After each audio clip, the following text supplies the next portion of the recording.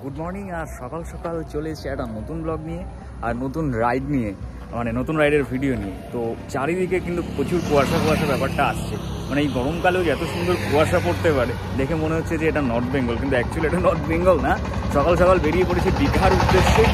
আর চারিদিকটা দেখো, আমি তো ভাবতে পারছি না, মানে হালকা হালকা ঠান্ডা লাগছে।